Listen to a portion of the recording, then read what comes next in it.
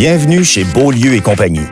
Comme la plupart des entrepreneurs, Jacques Beaulieu s'est longtemps douté qu'il y avait des inefficacités dans son entreprise. Mais il ne lui avait jamais semblé être un problème majeur, jusqu'à maintenant. Malgré un bon chiffre d'affaires, l'entreprise atteint à peine le seuil de rentabilité. Certains mois, elle perd même de l'argent. Monsieur Beaulieu a donc fait appel à un consultant en efficacité opérationnelle. Toutefois, il est sceptique lorsque celui-ci affirme qu'on peut améliorer rapidement la productivité et les profits. La première étape consiste à comparer la performance de Beaulieu et compagnie à d'autres entreprises du même secteur d'activité. Le consultant discute avec la haute direction de l'entreprise, visite l'usine et l'évalue en fonction de facteurs clés de performance. De plus, il calcule l'indice de création de valeur ajoutée qui permet de mesurer la productivité de l'usine. La deuxième étape est l'identification des sources de gaspillage. Le gaspillage correspond aux activités qui ajoutent des coûts sans créer de valeur pour le client. C'est le cas des goulots d'étranglement et du manque de planification de la production. À l'usine de Beaulieu et compagnie, les employés doivent parfois attendre parce que les tâches ont été mal assignées. De plus, en raison de l'éloignement des postes de travail, ils doivent souvent franchir de longues distances.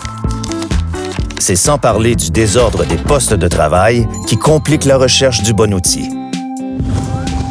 Ce scénario n'est pas rare dans les PME canadiennes où seulement 15 à 20 % du travail quotidien est consacré à des activités purement productives.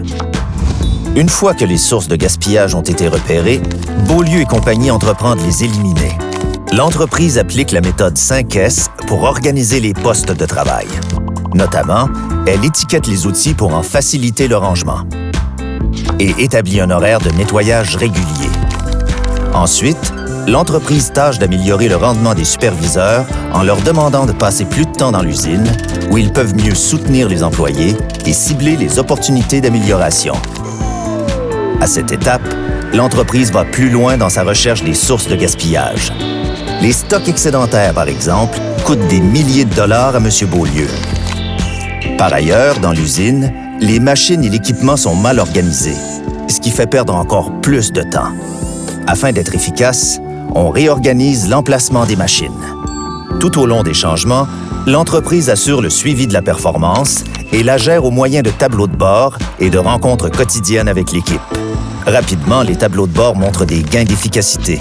On a éliminé les inefficacités, réduit les coûts et augmenté la production.